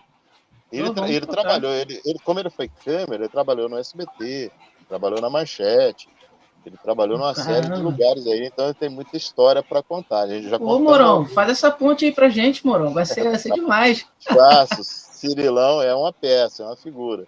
E ele, como ele trabalhou muito com esse pessoal aí, trabalhou muito na Boca do Lixo. Então ele conhece a história de quase todo mundo. Ele contou a história para mim do Fuscão Preto, como é que eles fizeram. Ele até trabalhou em alguns momentos, né, como câmera, em alguns filmes, em algumas novelas. Então ele tem uma experiência muito vasta. E acabei encontrando com ele. Ele falou, você é de Campo Mourão, eu mandava filme para vocês aí e tal. Mas a gente mandava filme para vocês só depois que estava cansado de bater nas capitais, aí a gente olhava para o interior. Olha aí. Pois vai sempre assim, né, Mourão? Não tem jeito. Mourão, eu sei que a hora tá batendo. Vamos deixar a galera com gostinho de quero mais. Bateu 1h20 de live, passa assim, né, Mourão? Passa muito rápido. Passou rápido, hein, rapaz? Então eu vou fazer o seguinte, como eu sempre faço. Eu sempre disponibilizo aqui, no finalzinho da entrevista, um link, que eu vou disponibilizar agora. É um link para quem for me chamar primeiro no WhatsApp para fazer uma pergunta, o Mourão em vídeo. Vai aparecer aqui no chat. A gente vai ficar 10 minutinhos. Aí essa pessoa vai ter uma pergunta especificamente para você. E aí a gente encerra a live. Então a galera que quiser fazer pergunta para o Mourão, só correr lá no meu zap, me mandar uma mensagem, mandar um oi, o que você quiser, e eu te mando o link. O primeiro vai ter o link para entrar aqui com o Mourão. Eu pensei que você ia dar um prêmio pro primeiro que entrasse. Eu vou dar um prêmio no canal M-Vintage de Cultura, vai premiar a primeira. Não, mas é um prêmio falar com o Mourão, já é um prêmio. Queria ter mais, queria ter um galpão igual o Mourão, para sortear VHS a rodo. Mas eu ainda não tenho. Mas não é todo mundo que gosta, não, viu? Para colecionar VHS, o cara não tem todos os parafusos na cabeça. Tem que estar faltando. Não tem. Não tá certo. E, Mourão, deixa eu te perguntar uma parada. Você tinha aquela caneta de passar no selo para ver a originalidade da fita, no caso? Não tinha. A primeira vez que eu vi essa caneta era uma caneta de luz negra. Eu vi na mão do Davi, da UBV. O Davi que me mostrou essa caneta aí. Pô, que demais, né? Não sabia. A segunda fase, aí só fazendo um adendo aí, eu acabei falando, a segunda fase da pirataria, que foi quando a UBV realmente bateu, ela já estava mais profissional, e os caras copiavam tudo muito igual, muito parecido. O dono de locadora só sabia porque a pessoa chegava e falava, isso aqui chama-se Denorex. Esse era o nome que eles davam. Denorex? Não era mais pirata nem alternativo. Era Denorex. O que é Denorex? Denorex diz que é um shampoo. Diz que era um shampoo anti-caspa que vendiam nas farmácias aí no passado. Não lembro se é realmente isso. Parece, mas não é. Caraca. Denorex, parece, mas não é. Aí o vendedor. Mas o que eles faziam ali? Tudo perfeito. Até logo, o logo era igual. Daí, uma das primeiras distribuidoras que tentou parar com isso aí foi a Abril. A Abril foi a primeira distribuidora, ela começou a trabalhar com fitas de cores diferentes. Foi a primeira. A Abril foi a primeira. A Abril começou as famosas fitas verdes, né? Sim. Aí o pessoal gosta das cores, mas gosta das cores sem saber por que elas existiam. Elas existiam. Tem uma lenda em volta disso, né? As cores existiam para identificar. A própria Abril dizia: olha, as nossas fitas são verdes. Se você encontrar uma fita com cor diferente, denuncie. Aí passava lá. Porque as deles, eles passaram a usar as fitas específicas, colocando fita verde. Aí, em seguida, veio o selo holográfico, que também era uma tentativa de não... E aí tinha aquele bloqueador de sinais que você fez um vídeo recente. O Microvision. Né? O Microvision foi um dos, né? Tinha vários. Tinha vários. O Microvision foi usado pela... se não me falha a memória, a primeira que usou o Microvision foi a Company, que era do grupo PlayArt. Isso aí, exatamente, PlayArt. Isso aí veio em meados dos anos 90. O PlayArt, VideoArt, a Company era um grupo só. E aí eles começaram a usar eles não trocaram a cor de fita, mas eles começaram a usar os bloqueadores, e algumas fitas eles colavam selo diferente. E aí, depois disso, veio a SICK, veio a Warner, mudando o selo impresso. O selo deixou de ser impresso em papel e ele era printado direto na caixa. O nome do filme são as fitas mais novas daí. E aí elas vinham com bloco. Mas aí o pessoal tinha lá, na época, tinha o tal do quebrador de sinais. Eu nunca consegui ver o que era isso. Mas tinha um amigo meu lá, que ele era da época da alternativa, já morreu, o Jaime, e o Jaime tinha muita coisa alternativa. O irmão dele, o Billy, professor, tinha videolocadora, e até a gente comprou muita fita do Billy, e a gente comprou muita alternativa do Billy. E o Jaime sabia quebrar esses sinais lá e copiava do mesmo jeito. Mas a gente não sabia, o dono de locadora o dono de locadora era muito leigo. Então essas cores que vieram, a Look passou a usar a cor azul, a própria Abril, ela começou com verde, parece que depois ela andou usando branca também, depois voltou para preta. O próprio Rei Leão, que eu vejo o pessoal comentando aí de raridade, não é nada, tá? Rei Leão nunca foi e nunca será fita rara, independente de cor. Simplesmente o Rei Leão, ele saiu com a fita escura, né? A fita verde saiu primeiro, e depois no estoque vendeu muito. O Rei Leão foi sucesso absoluto. E aí eles tiveram que fazer novas cópias, né? Fazer novas gravações, e aí não tinha mais o estoque de fita verde, porque vendeu demais. Vai preto mesmo. Foi isso aí. Aí criou-se uma lenda que a fita verde é mais rara. Não é, tem milhões e milhões. O mundo todo está esverdeado de Rei Leão, então não tem raridade nenhuma nisso aí. É verdade. Morão, chegou a pergunta ou não? Chegou uma galera aqui maneira para fazer uma pergunta específica pro Morão. Fala comigo, meu amigo, muito boa noite. Tá me escutando legal aí, cara? Tá, aqui tá show de bola. Você está me escutando legal? Aí, Morão? Opa, tô ouvindo, repicado, mas tô ouvindo. Tá um pouco ouvindo, tá ruim? Vamos ver se melhora, peraí. Aí, vê se melhorou. Melhorou? Eu fui quem intervi na entrevista aí, comentando no vídeo lá do Mourão, inclusive agora eu tô na live. Opa, a minha pergunta é o seguinte, qual que é a fita mais importante da sua coleção hoje para você agora, nesse exato momento? Boa pergunta. Não tem resposta, né? É a mesma coisa de você perguntar para um pai qual que é o filho mais que você gosta mais. É difícil dizer, mas tem algumas que eu gosto bastante. Eu gosto muito das alternativas, porque ela conta uma história sombria que talvez nunca vai ser contada. Então eu gosto, eu tenho algumas alternativas, consegui essas 3 agora, que é o Natal Sangrento, o filme do Carradine, até que eu fui fazer errado e acabei falando um pouco mais do que deveria, né? quase todo filme, que eu não gosto, viu? O cara não conseguimos correr atrás dos malandros lá dos anjos lá, que é o Gangues da Noite. Gangues da Noite. Então, Gangues da Noite. Eu gosto muito, então, das alternativas. Então, tem algumas alternativas que assim, são de paixão.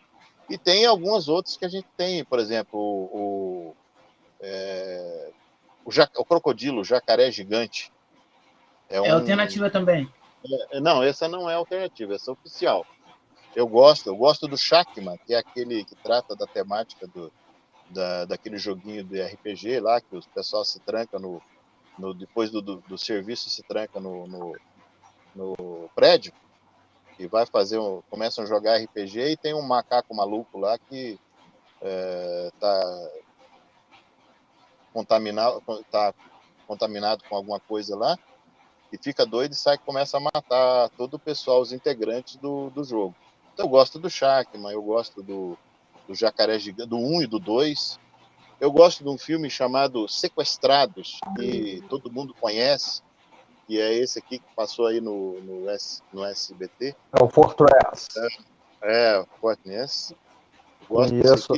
Eu gosto de um filme que tem bastante gente que não gosta, Mutante, que é aquele pessoal lá, são contaminados lá com lixo tóxico, né? E eu gosto muito dessa questão da contaminação, quando tem o meio é alterado por algum tipo de contaminação e cria pessoas estranhas, né? O crocodilo assassino. Esse aqui também é um local lá que o bicho é contaminado e começa a matar. Ele é um filme asiático. Então eu gosto muito desse filme aqui. E alguns nacionais. Gosto do filme o da Xuxa é a prioridade da coleção da Xuxa, só que agora já não é raro mais. Foi exibido na TV aberta. Hoje esse aqui é mais importante do que aquele lá. O Fuscão Preto. Fuscão Preto. Sabe por que esse filme aqui é muito mais interessante do que aquele lá? O amor alguma coisa, esqueci o nome do filme. Não, por causa do Fuscão. Por causa do Fuscão. É? O Fusca que é errado. O Fuscão, os caras ficam olhando para a Xuxa. A Xuxa, vocês sabem que nesse filme aqui ela leva um tombo, né? Não sabia, Ela cai lá. Eu não sei não lembro agora se a cena foi gravada. Mas ela tem uma hora que ela desce lá. Ela se machuca. Ela se machuca de verdade. O tombo não foi encenação, não. Caramba, então é assim. Então eu tenho várias fitas que eu gosto na coleção. Paganini Horror é interessante. Paganini Horror eu tenho. Você tem? Tenho. Quem Paganini Horror tem. Eu? O Marlon? Eu tenho. Tenho o Paganini Horror. Tá suja a fita. Eu tenho. Acha? Tem até uma caveira na capa. Ela é bem difícil de ser encontrada. Eu gosto dessa fita. E deixa eu ver aqui, se eu consigo lembrar que eu gosto de várias fitas aqui. Eu gosto também. Eu gosto da trilogia do Fult, porque ele tem uma maneira específica de trabalhar os mortos-vivos, né? Ele dá sem ter muito recurso, na época ele conseguiu impressionar, né? Aquele filme de zumbi impressionista. Eu acredito que hoje o que mais chegou perto aí é o seriado The Walking Dead, né? Eles conseguiram. The Walking Dead consegue transmitir a ideia do Fult lá. Eu acho até que esses caras aí tiveram inspiração no terror italiano. Dario Argento, o Romero, o próprio. O Fult já é de uma geração posterior, né? Tudo que tem aí, a base é Romero e Argento, né? A questão do terror italiano. Tem muitos outros também que são importantes, mas a base eu acho que tá lá nesses caras. Então não tem assim, fala assim, esse filme, não tem um específico. Então, como você é um colecionador, eu sei que você tem fita, eu falei com o Marlon isso no Facebook, ele não acreditou, eu falei, Mourão, tem um galpão com uma porrada de fita. Tem um filme que tem uma dublagem raríssima, e assim como você é fã de dublagem, eu não sei se você tem, chama-se aquele filme do Twin Peaks. Se eu não me engano, é as últimas horas de Laura Palmer. A dublagem da Globo é a dublagem mais rara que existe na internet. Não tem lugar algum. Não tem conhecimento. De Laura Palmer, não. Esse aí eu não sei se você não tem. Eu gosto. Apesar que eu tenho bastante filme ripado, né? Sim. Não, eu não tenho. Eu não tenho. Esse aí eu não vou ter, não. É raríssimo, é uma fita rara. Inclusive, teve um cara que falou comigo no grupo que ele até tem a gravação, aí eu apertei ele para ver se ele colocava pra gente um link ripado, mas realmente é raro de se achar. Não tem. Você só acha legendado. Então, eu no começo, em 2012, 2013, por aí, eu comecei a questão da dublagem, eu comecei a me envolver muito com o pessoal da dublagem. Mas daí eu percebi que todo canto tem muita complicação. E eu percebi que o pessoal da dublagem é um pessoal muito difícil de trabalhar. E aí eu fui tentando manter contato com uns, com outros. Tem umas pessoas legais, interessantes, mas eu acho que eu me decepcionei com um filme específico que chamava Red Scorpion, Escorpião Vermelho. Quando existia um colecionador, ou vendedor, que ele queria R$10 mil quando saiu a dublagem, né? Não sei se você lembra. Que tinha aquele pedaço no finalzinho lá em espanhol. Você lembra? Não sei se melhorou hoje, como é que tá. Era uma dublagem da Band, da Record. Era da Band, não? É da Band? Uma dublagem da Band. Direito desse filme. Aí o rapaz queria R$10 mil, eu falei, nossa, mas 10 mil, muita coisa, né? Não, daí você vende e tal. Eu falei, não, mas eu não queria vender. Então eu peguei algumas dublagens, né? E eu gosto muito da dublagem. Porque, vamos falar a verdade, eu acho que a dublagem brasileira é a melhor dublagem que tem no mundo. Sem dúvida. Eu te dou um exemplo. Eu te dou um exemplo agora aqui. Eu dou um exemplo para você agora aqui da melhor dublagem que eu já vi, e eu te comprovo isso, é a dublagem daquele filme Gaiola das Loucas, aquele filme italiano. Gaiola das Loucas. Que tem o Márcio Seixas e o Newton da Mata. Nossa, aquilo ali é um elenco de dublagem sensacional. Nossa, os 3 filmes são excelentes. O Newton da Mata é o oficial dos inícios do Bruce trailer, Willis, né? Bruce Willis. Também dublou o Thundercat lá, né? O Newton da Mata o Newton da Mata que atendeu uma senhora numa locadora uma vez com a voz do Bruce Willis, né? Não foi? Acho que é isso, né? Acho que foi isso mesmo. Ele lá de atendente. Aí ela falou, mas eu conheço essa voz aí. Bruce Willis. Inclusive, se eu não me engano, se eu não estiver enganado, eu recordo que há um tempo atrás, eu até vi uma reportagem que saiu, que colocaram num grupo, o Newton da Mata, ele tinha uma locadora, ele tinha uma videolocadora. Entendeu? Sim, ele tinha uma videolocadora em São Paulo. Ele tinha uma videolocadora em São Paulo, eu não sei o nome da videolocadora, porque eu não recordo agora. Mas segundo o que colocaram na época que eu vi essa reportagem, e que ele tinha locadora. Ele trabalhava com locadora de vídeo também. De repente pode ter sido na locadora sensacional. Dele. Pô, sensacional. Bacana. Imagina. Bacana. Eu tô na locadora do Newton da Mata e não sei. Mas isso era o que mais acontecia, né, cara? O ano passado. Isso era o que mais acontecia. O ano passado o Marco Ribeiro esteve aqui. E aí até fez uma entrevista com ele e tal, peguei algumas coisas com ele, peguei o autógrafo dele no Náufrago, na caixinha, falei, assina aqui, rapaz, já que você veio. Ele devia ter postado, dado autógrafo no pôster do Homem de Ferro, rapaz. Opa, ia ficar bom, hein, Mauro?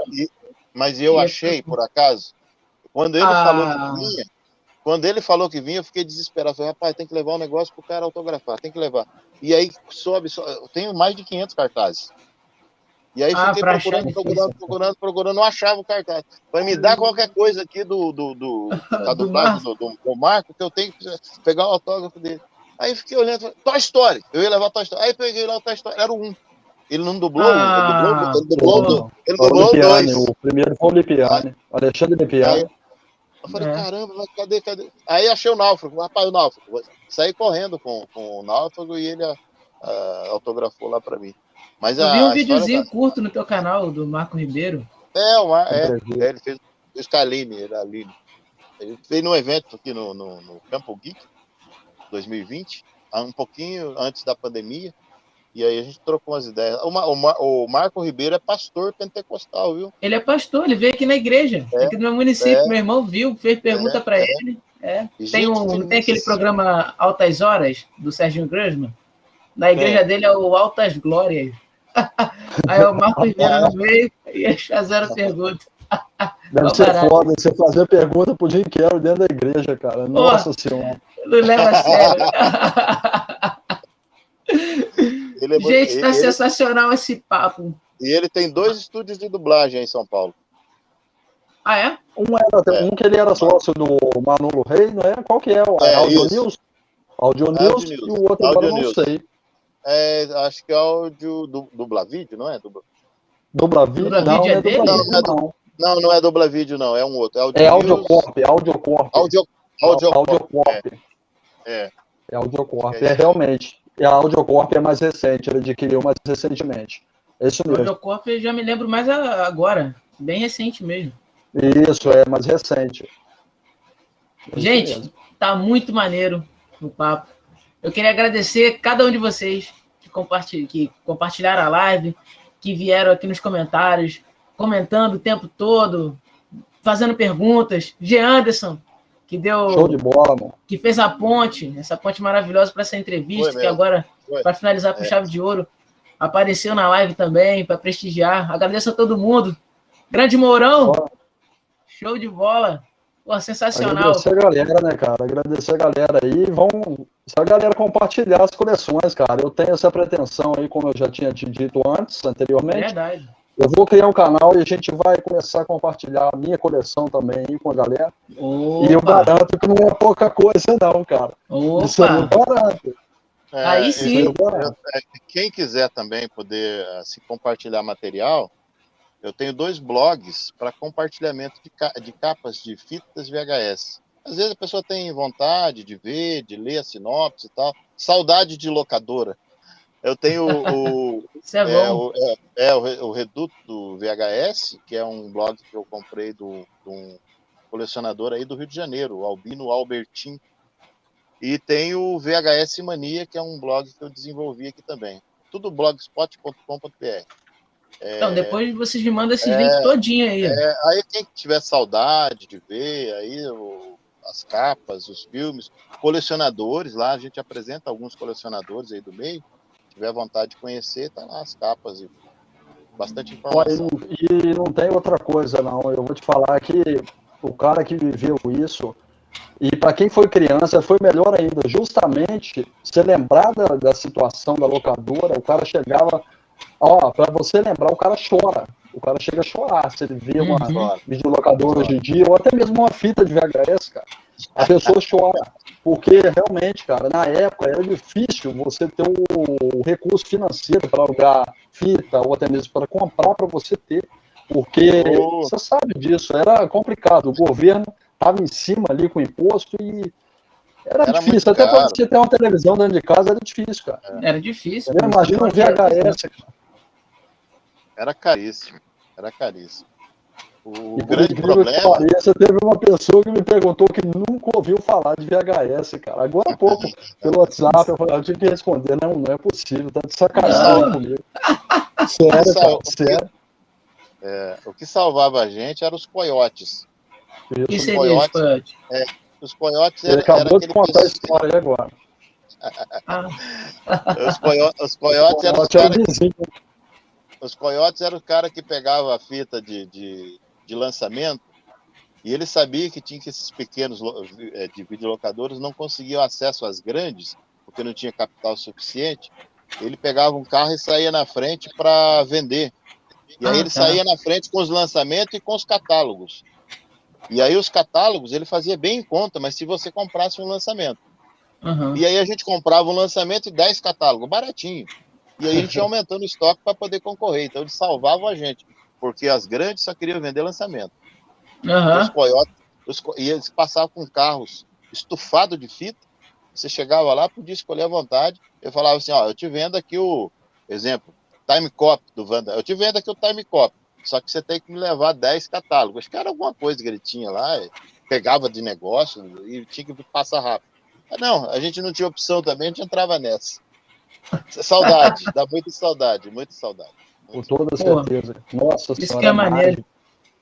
Galera, fala aí as redes sociais de vocês, para eu colocar na descrição depois do vídeo, né? E para a galera que curtiu esse papo aqui maroto demais, com o Jean Anderson e com o Mourão, poder acessar vocês.